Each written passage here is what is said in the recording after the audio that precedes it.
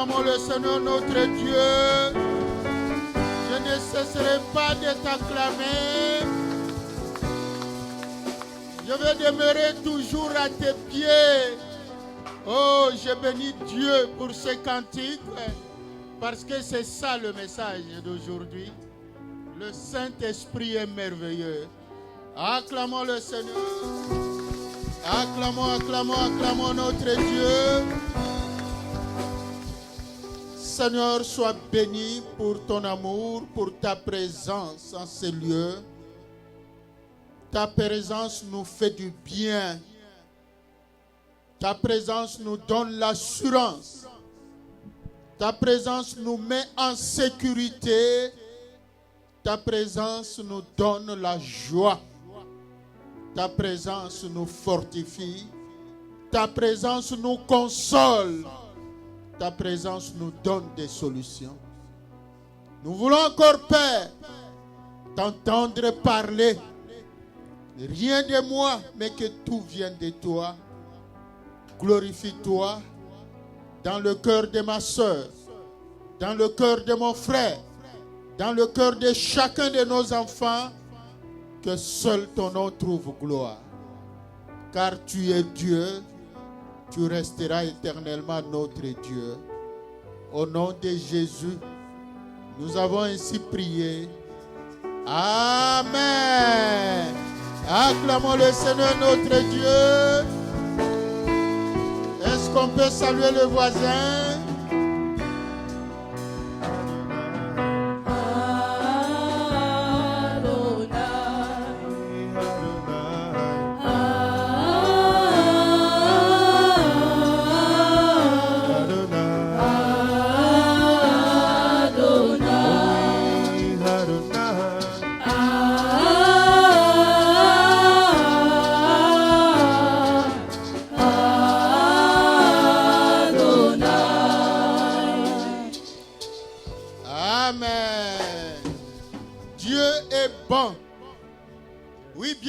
Le Seigneur est là, il nous aime, il nous fait tant de bien, il prolonge notre vie, il nous garde en bonne santé, il est bon, il est merveilleux. Dieu continue à nous parler, Dieu nous a rassurés. Dieu nous a parlé que nous avons des droits à réclamer. Personne ne peut nous priver du reste des jours que Dieu a prévus pour nous sur cette terre. C'est cette prière que nous avions faite. Mon frère, ma soeur, n'arrête pas. Tu dois chaque fois proclamer. Même quand les ennemis menacent, même quand il y a des cauchemars, même quand tu fais des songes bizarres, même quand les gens rêvent de toi, les esprits de mort attaquent. Dis à ces esprits-là, moi j'ai droit au nombre de mes jours qui sont inscrits dans le livre de vie, dans le livre de vie auprès de l'Éternel, parce qu'il est écrit: quand je n'étais qu'une masse informe dans le sein de ma mère, tes yeux me voyaient. Et tu as inscrit dans ton livre de vie le nombre de jours qui m'étaient destinés. Dès que Dieu t'a créé, mon frère, ma soeur, là toi-même tu n'existais pas encore.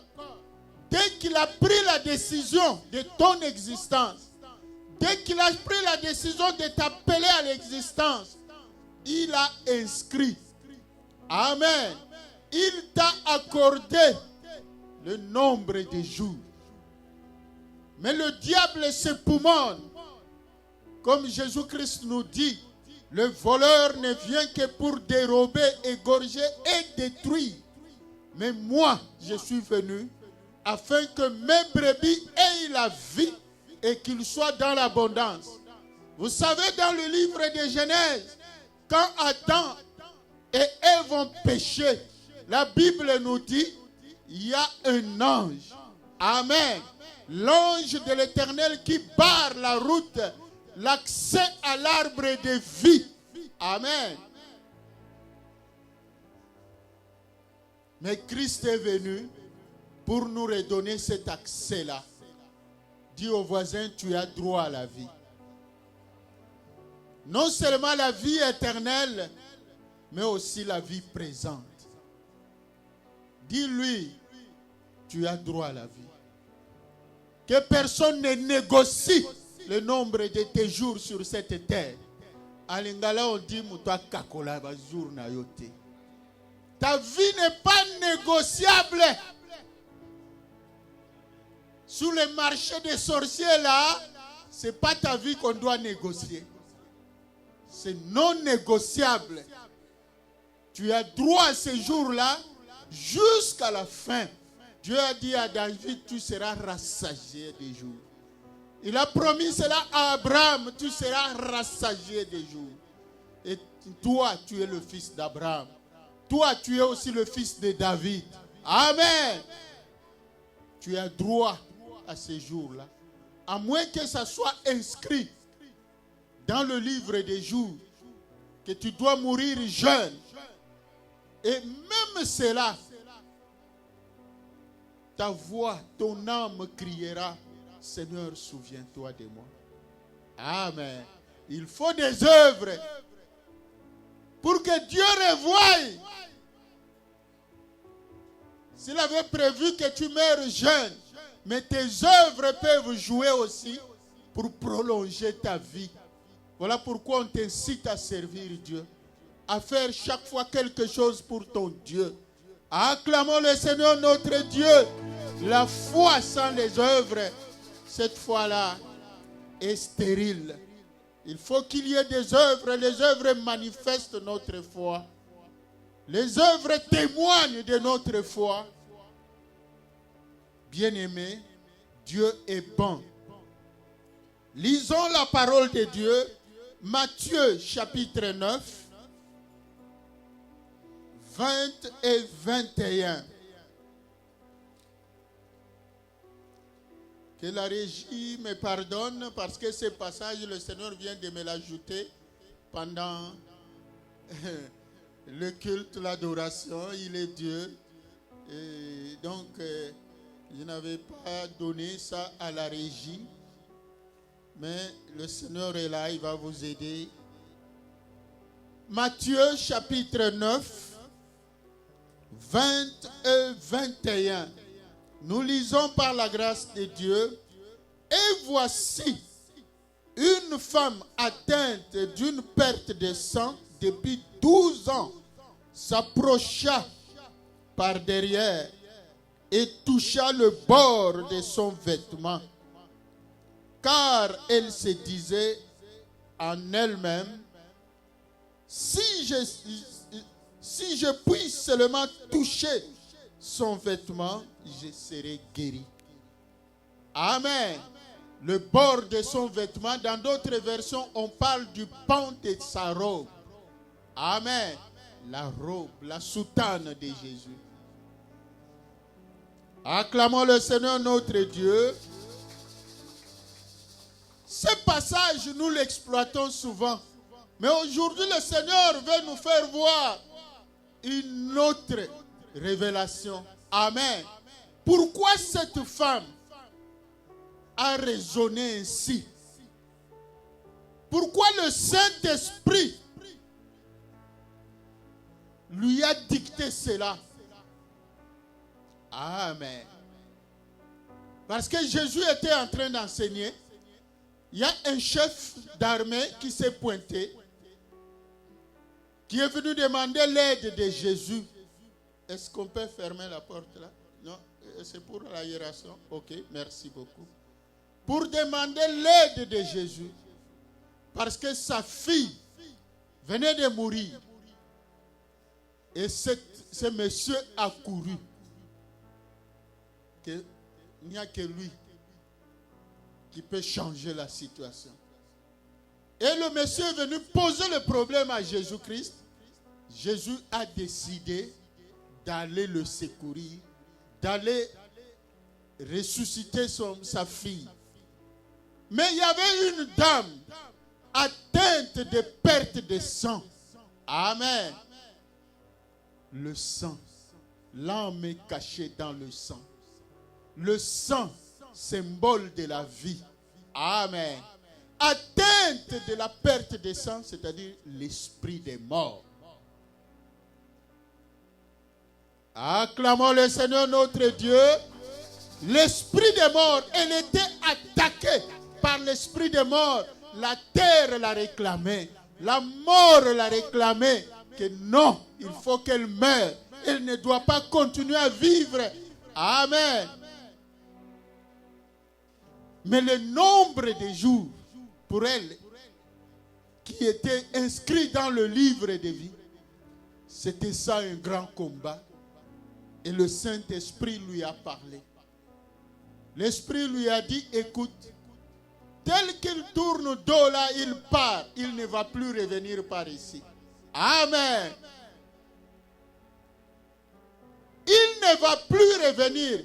Parce que cette dame-là, bien sûr la Bible ne nous donne pas de précision, mais certainement était fille d'Israël.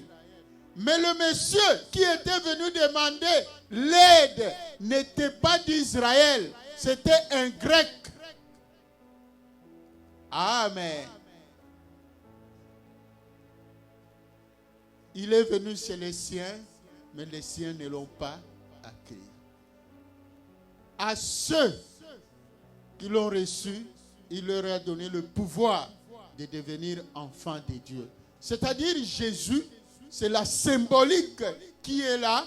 Jésus tourne dos à Israël pour aller chez les païens, pour aller chez toi, chez moi. Amen. Et cette fille d'Israël a dit non, il ne faut pas que je rate.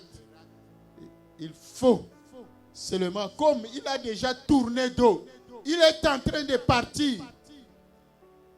Il ne faut pas que je rate, il faut que je touche, ne fût-ce que le pan de sa robe. Pourquoi le pan de sa robe? Amen. Acclamons le Seigneur notre Dieu. Lisons dans Ésaïe 6, le premier verset. Donc le premier et le deuxième verset. L'année de la mort du roi Osias, je vis le Seigneur assis sur un trône très élevé et les pans de sa robe remplissaient le temple. Des séraphins se tenaient au-dessus de lui. Ils avaient chacun 6 ailes, 2 dont ils se couvraient la face, 2 dont ils se couvraient les pieds et 2 dont ils se servaient pour voler. Acclamons le Seigneur notre Dieu. Ça, c'est Ésaïe qui parle. Et il donne le contexte. C'était l'année de la mort du roi Osias. Ésaïe était le cousin du roi Osias.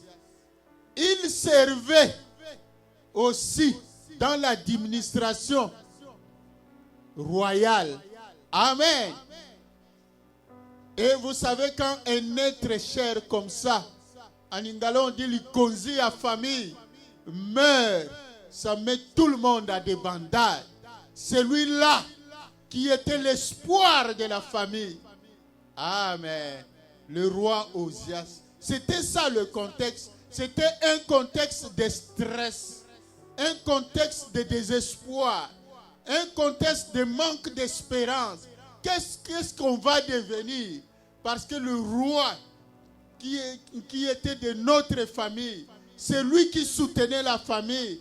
Non seulement Israël tout entière, mais notre famille. Amen. Et maintenant il est mort. Et c'est en ce moment-là que Ésaïe va recevoir la vision.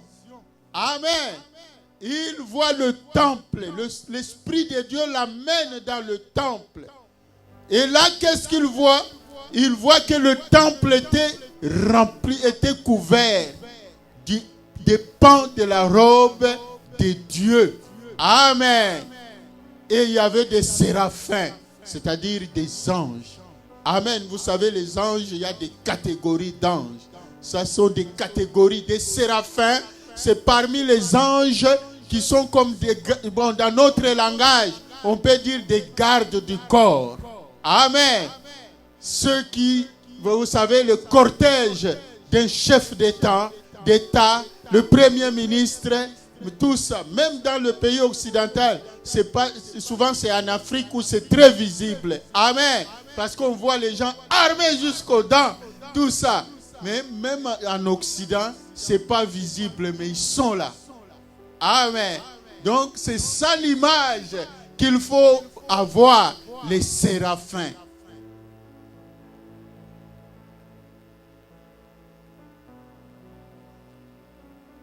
Donc, le pan de la robe.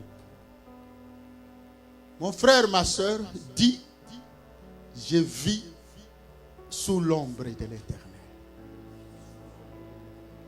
Amen. C'est ça l'ombre de l'Éternel. La sécurité, l'assurance du salut, l'assurance de paix. Là où il y a toutes les solutions aux problèmes qu'on peut avoir. Là où il y a toutes les guérisons qu'on cherche.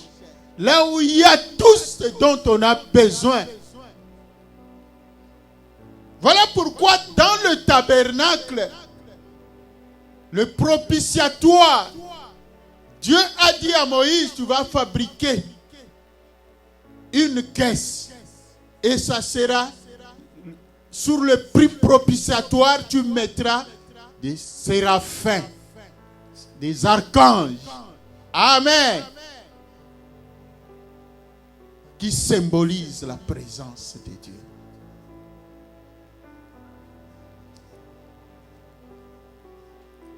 Donc, notre message aujourd'hui, l'ombre de l'Éternel, c'est ma demeure. Ou l'ombre du Tout-Puissant, c'est ma demeure. La demeure. Dans d'autres versions, on parle de l'abri. Amen. Celui qui repose sous l'abri du Très-Haut repose à l'ombre du Tout-Puissant. Lisons le psaume 91.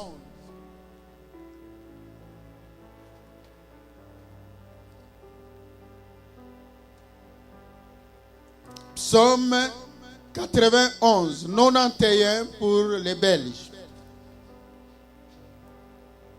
Celui qui demeure sous l'abri du Très-Haut repose à l'ombre du Tout-Puissant. Je dis à l'Éternel, mon refuge et ma forteresse, mon Dieu en qui je me confie. Amen.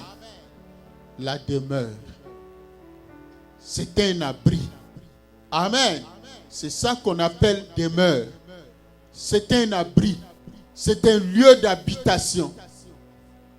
Un lieu de séjour permanent. Un lieu où on se retire. Un lieu où on se cache pour échapper à la tension des ennemis. Pour échapper au guet-apens des ennemis. Amen. C'est ça une demeure. C'est un abri. C'est un lieu. Vous savez pourquoi le système des maisons est ailleurs? La maison bien bâtie là, et il y a la clôture. Des fois en briques. Amen. Si ce n'est pas en briques, même des fleurs. C'est pour cacher quelque chose. C'est pour ne pas attirer l'attention. Amen. C'est ça la demeure. L'abri. Mais la demeure, ce n'est pas seulement physique comme ça. La demeure ou l'abri, c'est aussi moral, spirituel, psychologique. C'est un lieu où quand on ne se sent pas bien, je vais là-bas. Le monde souvent, non, j'ai trop de soucis, je vais prendre un peu d'alcool pour oublier les problèmes. C'est un refuge. Amen. C'est son abri. Il pense se réfugier là-bas. Il y en a qui vont se réfugier dans l'alcool. Des gens qui ont beaucoup de problèmes, des opprimés, les gens qui se sentent mal aimés. Amen. Les gens qui se sentent en insécurité, haïs, ils préfèrent s'isoler. Et il va trouver refuge. Le diable montre, bon, le vrai refuge, c'est soit l'alcool, c'est soit la drogue. Il y en a qui vont se réfugier dans la pornographie, dans l'internet, les réseaux sociaux. Pose la question au voisin, quel est ton refuge? Quand tu ne te sens pas bien, où est-ce que tu cherches refuge? Il y en a pour certains le sport. Amen. C'est aussi un refuge. Je ne dis pas que tout le monde qui fait le sport, mais je dis pour certains. Ils trouvent que bon, je ne me sens pas bien, j'ai tout ça. Je vais aller faire le sport, je vais courir un peu, je vais tout ça. C'est un refuge. C'est un abri. C'est psychologique.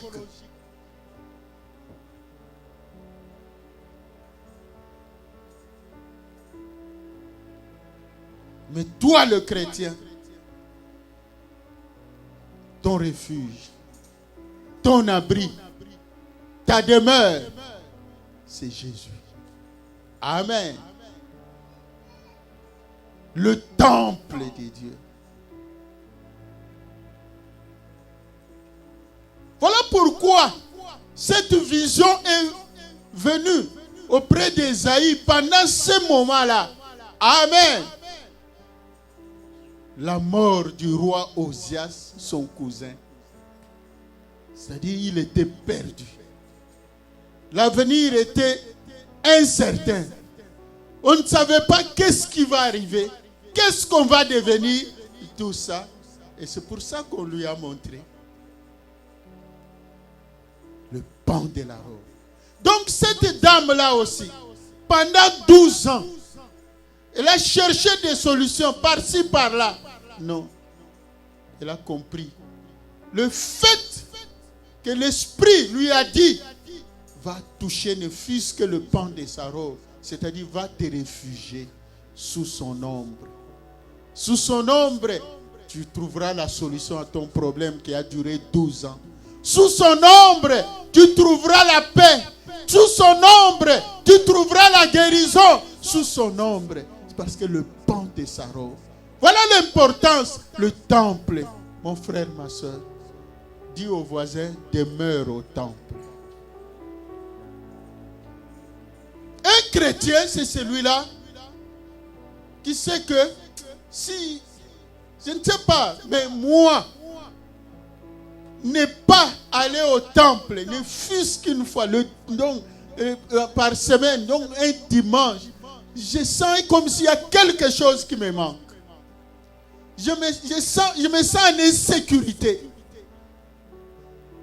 Parce que c'est là.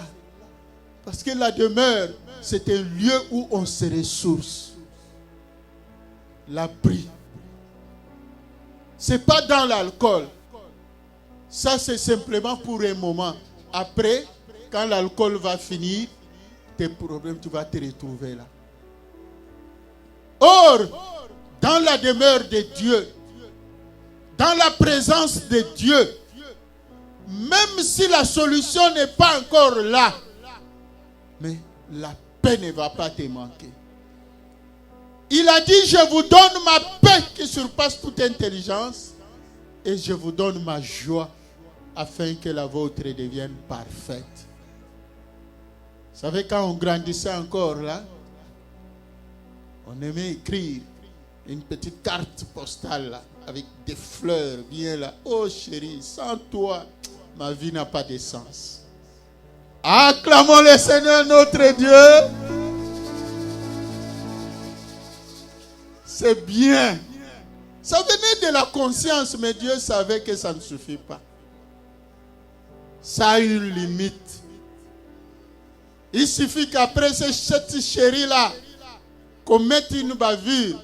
Toi, en tout cas, moi je pense qu'on va arrêter. On oublie qu'on lui avait chanté à l'oreille que sans toi, ma vie n'a pas de sens. Il n'y a que Jésus. Mon frère, ma soeur, le refuge, c'est lui notre demeure. Voilà pourquoi on dit, c'est lui qui demeure.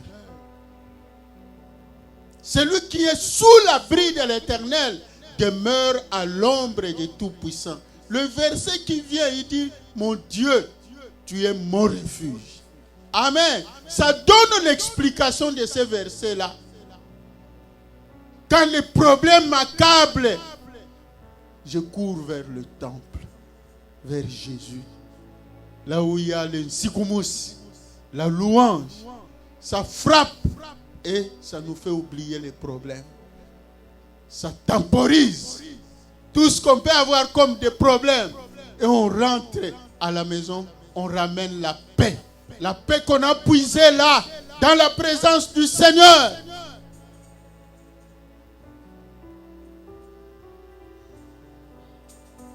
Et cette dame-là, dès qu'elle a touché le pan de la robe de Jésus, directement, la paix est venue. La solution qui lui manquait depuis 12 ans, elle a trouvé la solution. Elle n'a pas trouvé la solution dans le monde. La solution, c'est auprès de Dieu. La Bible nous dit malheur à celui qui se confie en l'homme. Amen. La Bible nous dit la protection de l'homme, c'est comme la toile d'araignée.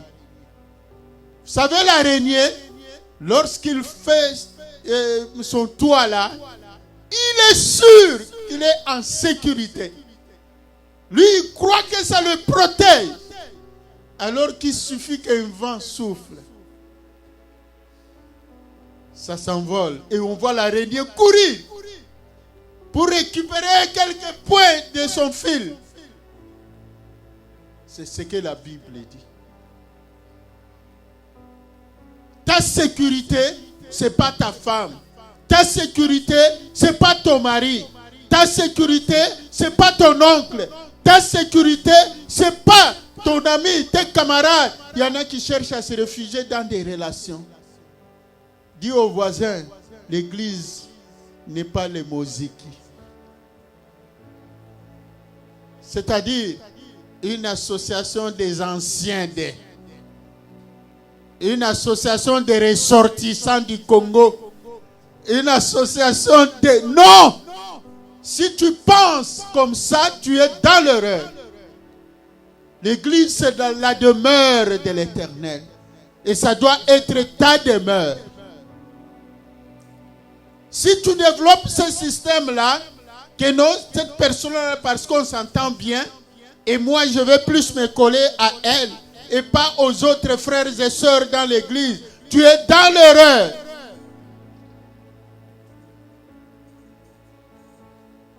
Les affinités, c'est bien, mais il faut que ce soit des affinités qui glorifient Jésus. Mais si ce sont des affinités selon tes calculs humains, tu seras déçu demain. Parce que celui qui peut te chanter de belles paroles aujourd'hui, demain, il t'abandonnera. Tu seras surpris. l'être humain agit toujours par intérêt. Là où il ne trouve pas son intérêt, il n'y met pas beaucoup de temps. On voit même des frères, des sœurs, des neveux qui courent derrière tout ça. Qui veulent te montrer que non, ils t'aiment. C'est par intérêt. Si demain tu n'as rien, tu ne les verras plus. Ils vont même te bloquer. La vraie demeure, c'est Jésus.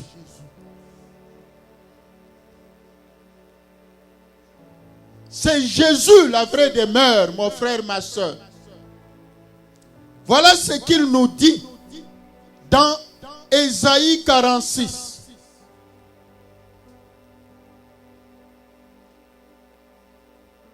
Nous lisons du 1er au 4e verset. Donc la régie ne projette plus de texte.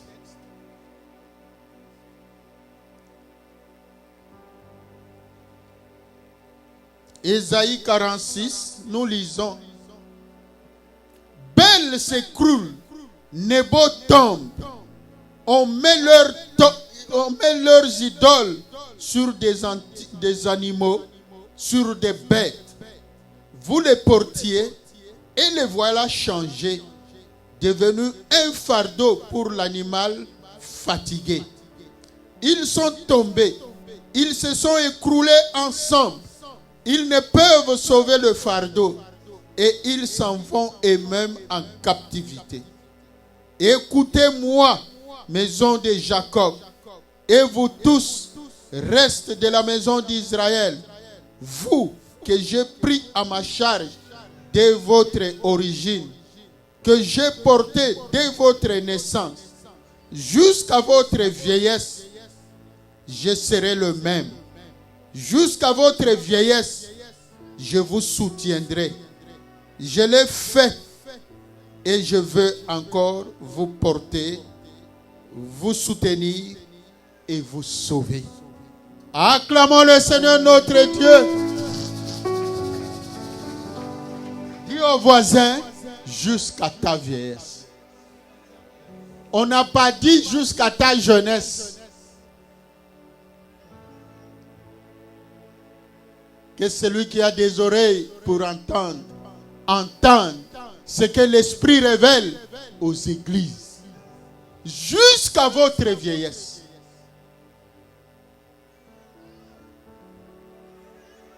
Dieu dit si on forme des complots, cela ne vient pas de moi. Dieu a juré dans son alliance, il a promis qu'il ne s'alliera jamais à tes ennemis contre toi. Non.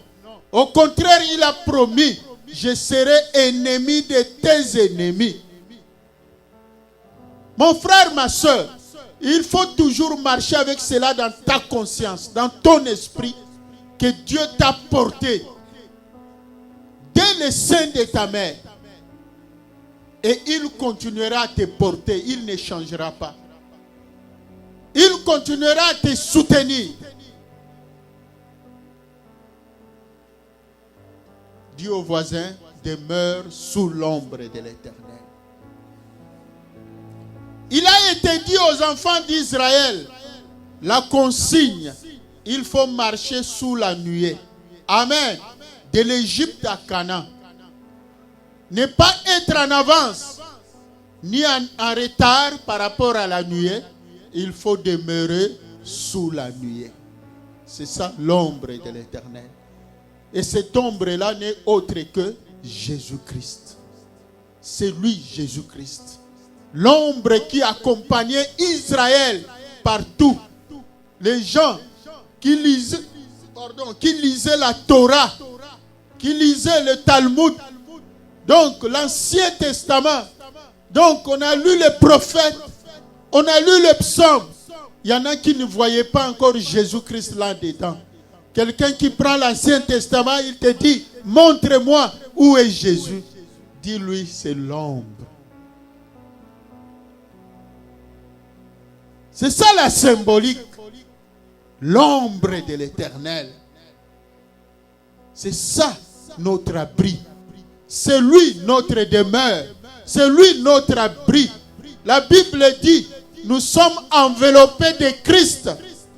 Et avec Christ, nous sommes enveloppés de Dieu. Et qui peut t'atteindre?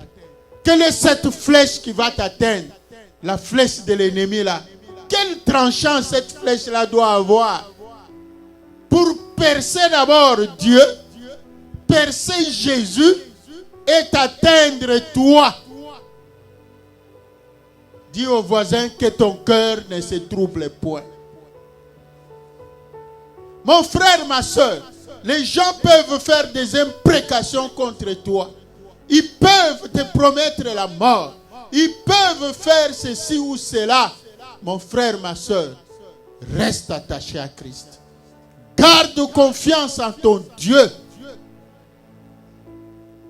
Demeure dans le temple de l'Éternel. Voilà pourquoi, même dans la Bible, toutes les personnes qui se trouvaient en danger de mort, ceux qui se trouvaient, comment je peux dire, à la porte du gouffre de la mort, et ils juraient sur le temple. Seigneur, Jonas a dit, je reverrai encore ton saint temple. Acclamons le Seigneur notre Dieu, parce que quand on demeure dans la présence de Dieu, même si la mort vient, retour à l'expéditeur. Amen. Acclamons le Seigneur notre Dieu. On était à Kinshasa. Là, je n'étais même pas encore ordonné pasteur. J'étais intercesseur dans l'intercession. Et il y a une dame qui est aux États-Unis aujourd'hui, qui était fortement attaquée. Très attaquée. Les esprits des morts. Des fois, vous voyez, on l'a brûlé. Amen. Avec des pneus. Oh, on a dit ça sont des projets de l'ennemi. Nous sommes allés en prière. Le jour, c'était vers 15 heures. Nous étions en train de prier pour cette dame-là. Au même moment, son téléphone sonne. Lui, elle avait les yeux fermés. On priait. Nous, on voyait son téléphone sonner. On continuait la prière. On continuait la prière. Pendant qu'on priait. Quand on a dit Amen, on a fini. Elle a couru vers son téléphone. Elle prend le téléphone. On lui a dit la maison de sa tante maternelle, celle qui était même soupçonnée de sorcière, était en train de brûler. Elle était en feu. Tic au tac. Acclamons le Seigneur notre Dieu. Il y a retour à l'expéditeur. Vous savez, le secret c'est quoi? Toi, même si tu apprends qu'on est allé voir un sorcier, on est allé faire des imprécations, des incantations contre toi, moi je te dis, dors en paix. Parce que même le sorcier là te connaît. Le sorcier là sait que toi, il ne peut pas te toucher. Amen. Moi je connais beaucoup de témoignages. Je connais beaucoup de témoignages. Même dans ma propre famille. Je connais des témoignages. Les gens sont allés chez les sorciers. Il doit mourir. Mais ils sont arrivés là-bas.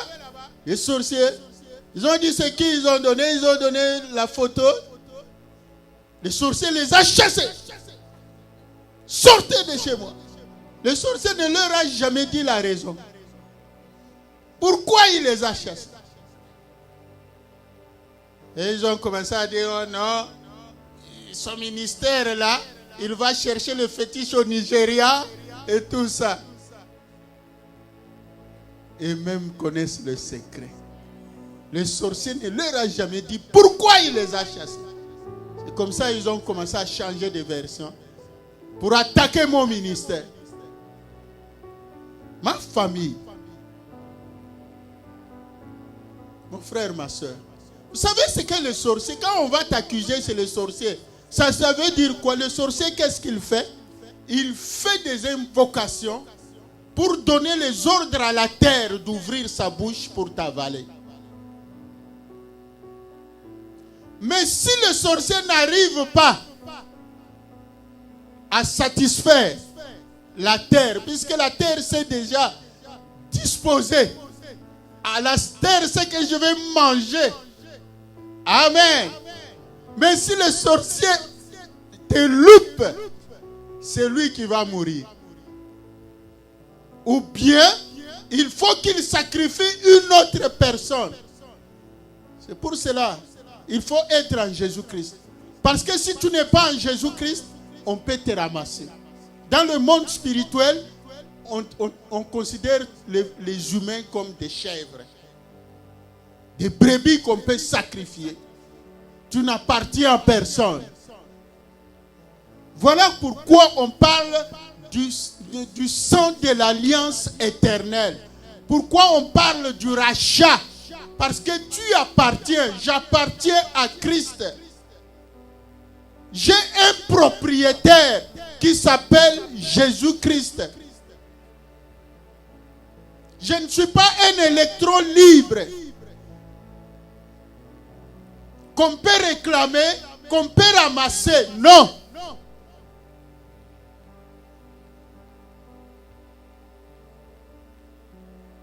Dis au voisin, tu restes attaché à Christ. Demeure à Christ. Parce que beaucoup de décès, soit c'est Dieu qui permet, soit il peut permettre des accidents, il peut permettre, il est souverain. Mais soit ce sont des réclamations du monde des ténèbres. Peut-être ce n'est même pas ta famille, peut-être ce n'est même pas des gens que tu connais. Mais quelqu'un qui a des problèmes avec la terre, qui avait promis faire un sacrifice, mais qui a loupé. La personne qu'il allait sacrifier est en Christ. Le sorcier n'est pas capable de l'attraper. Le sorcier a reçu les ordres d'en haut de libérer, de ne pas toucher à cette personne. Parce qu'il est écrit, ne touchez point à mes oins, ne faites point du mal à mes prophètes.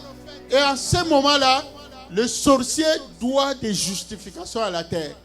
Parce que la terre attendait. La terre va dire, moi ma bouche est ouverte. Mon ventre a faim. Je voudrais avaler. Alors, où est la personne que tu m'as promise? Si la personne n'existe plus, c'est toi qui vas entrer. Ou bien débrouille-toi. C'est comme ça que les sorciers, ils font. Des fois, ils peuvent jeter de l'argent. Toi, tu vas ramasser $100, tu vas dire, oh, Dieu m'a béni. Hein? Est-ce que c'est réellement une bénédiction? Peut-être c'est un piège qu'on t'a tendu. La Bible dit, n'aimez point les cadeaux, n'aimez point les présents. Vous qui aimez des affinités selon le matériel. Vous savez, les gens qui vous donnent là, vous savez, peut-être ils te considèrent comme une chèvre qu'il est en train d'engraisser pour que prochainement, il puisse te sacrifier. Il faut faire très attention. La Bible nous dit, n'aimez point les cadeaux. N'aimez point. Si tu ne connais pas l'état d'âme de la personne, il ne faut pas aimer recevoir des cadeaux, des présents.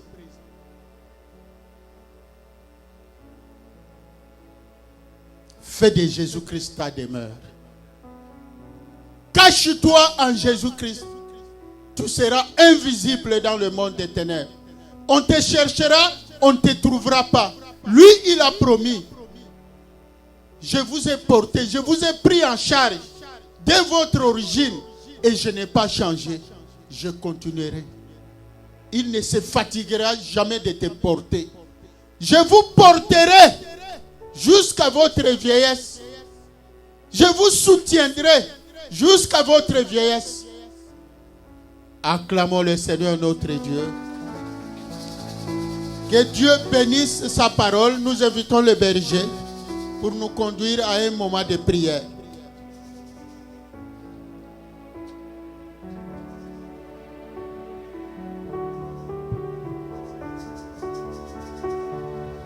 Acclamons le Seigneur notre Dieu. Si tu as aimé cette parole, acclame le Seigneur notre Dieu. Oui, nous voulons, lève-toi là où tu es bien-aimé, nous voulons prier. Toi qui as des soucis, comme Ézéchias, comme Ésaïe, avait des soucis à la mort de son cousin. Tu deviens anxieux, anxieuse. Tu t'agites, tu stresses. Le message de ce matin est pour toi et pour moi ce matin. Il est écrit dans le livre de Hébreux, Épître aux Hébreux, le chapitre 7, le verset 23 à 24. De plus, nous pouvons lire à partir du verset 24. Mais lui, parce qu'il demeure éternellement, possède un sacerdoce qui n'est pas transmissible. C'est aussi pour cela qu'il peut sauver parfaitement tous ceux qui s'approchent de Dieu par lui, étant toujours vivant pour intercéder en leur faveur. Jésus, nous qui mettons notre foi en lui, il demeure éternellement. Amen, amen. Il est toujours vivant pour intercéder pour toi et pour moi. Voilà pourquoi nous devons mettre notre foi en lui. Ce matin, bien-aimé, élève tes mains vers le ciel. Comme il est écrit, j'élève mes yeux vers le ciel. D'où me viendra le secours? Ton secours vient de l'Éternel, ton Dieu. Dis-lui, Seigneur, pardonne-moi parce que j'étais inquiet. J'ai oublié que tu es éternellement. J'avais oublié que tu es vivant pour intercéder pour moi. J'avais oublié, Seigneur, que tu es ma demeure, Seigneur. Ce matin, Seigneur, je me remets à toi. Je viens, Seigneur, tel que je suis, avec mes fardeaux. Je m'approche de toi. Toi, mon demeure. Toi, mon refuge. Élève ta voix maintenant. Commence à prier au nom de Jésus. Alléluia. À toi ce matin, encore une fois, Seigneur. Pardonne-nous toutes les fois où nous avons été incrédules, Seigneur. Oui, tu avais perdu foi en Jésus. Tu avais tremblé devant ces problèmes-là. Ce matin, le temps t'est donné. Le Seigneur t'appelle à revenir dans ta position initiale, celle d'être enfant de Dieu. Oui, il est réellement le pilier. C'est lui qui te soutient. Vis éternellement, c'est lui qui te soutient. Il est toujours vivant, présent. Il est capable de te soutenir parfaitement. Comme cette femme, lorsqu'il a vu Jésus, elle a dit, oui, maintenant ou jamais, si je puis toucher les pans de sa robe, je serai sauvé. Ce matin, toi aussi, bien-aimé, approche-toi de Dieu ce matin, par Jésus. Tu es le pilier de ma vie. Le pilier qui soutient ma vie. Précieux Jésus, Précieux Jésus, le pilier qui soutient ma vie. Précieux Jésus, le pilier qui soutient ma vie. Jésus, tu es le pilier. Le pilier qui soutient ma vie. Jésus, Il est le pilier qui soutient réellement ta vie. Il est le pilier qui soutient notre foi. Il est le pilier.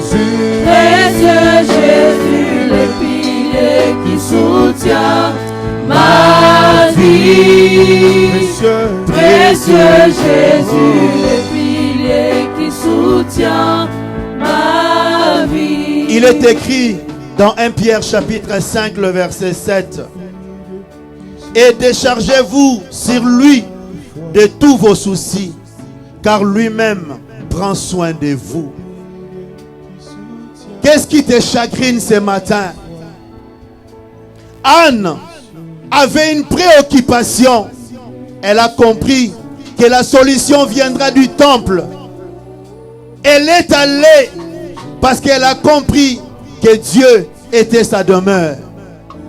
Ce matin, toi qui es dans le temple ce matin, as-tu des soucis? Tu es inquiet ce matin? Qu'est-ce qui te fait trembler ce matin?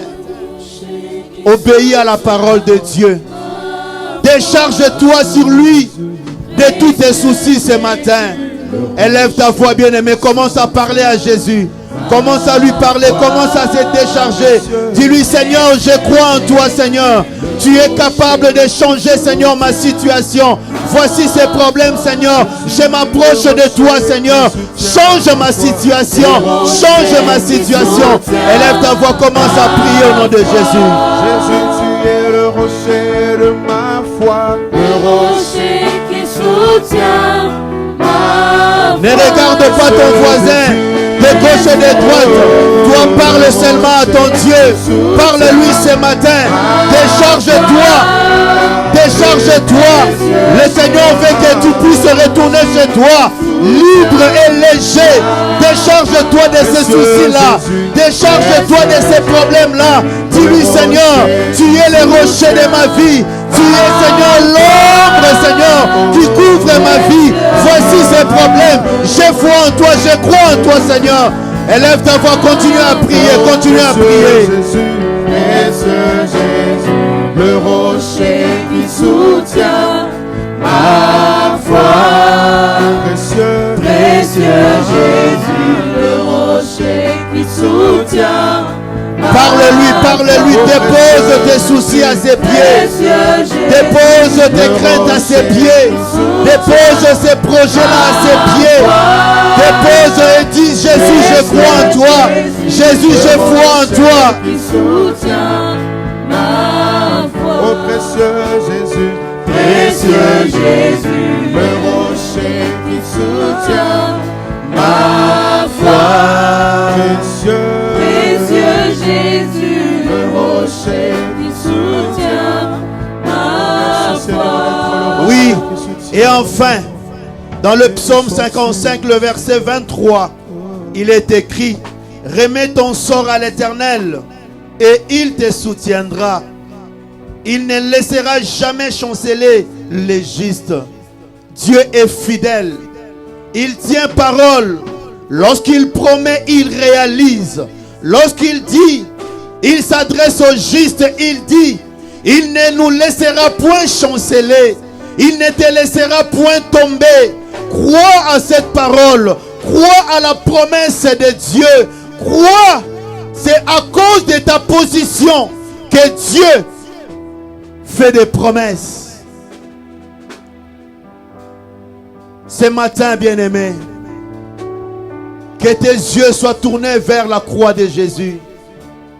Que ton cœur soit tourné vers ton Dieu, le Dieu d'Abraham, d'Isaac et de Jacob. Crois parce qu'il dit de remettre tous nos soucis à lui. Lui veut se charger de cela. Ce matin, tu vas proclamer, Seigneur, je crois à ta parole. Je crois par la foi, tu m'as déclaré juste. Et je crois que ces problèmes-là ne me feront pas tomber. Ces problèmes-là ne me feront pas reculer. Ces problèmes-là ne me feront pas rougir. Ces problèmes-là ne me feront pas grincer dedans. Parce que toi seul, Seigneur, tu t'en préoccupes, toi seul, tu prends déjà soin de cela. Élève ta voix, bien-aimé. Je veux que tu pries avec conviction. Je veux que tu pries avec ta foi ce matin. Proclame et déclare cette parole dans le nom de Jésus-Christ. Déclare cette parole ce matin. Aucune épreuve qui peut m'ébranler au nom de Jésus. Car tu es mon soutien. C'est celui dont j'ai besoin à chaque instant. Et je sais que tu es le Dieu de ma vie. J'ai besoin de toi. Je viens dans ta présence, je viens dans ta présence. Je viens dans ta présence. Le cœur assoiffé de toi. Je m'attends à toi. Je toi. Je m'attends à toi. Je m'attends à toi. Je viens dans ta présence. Je viens dans ta présence. Le cœur assoiffé de toi. Je m'attends à toi. Je m'attends à toi. Je m'attends à toi. Je m'attends à toi. Nous gardons silence devant le Seigneur.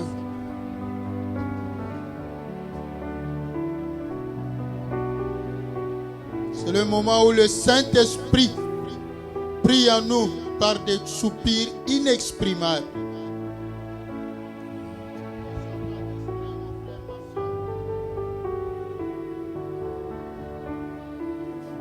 Ne sois pas distrait.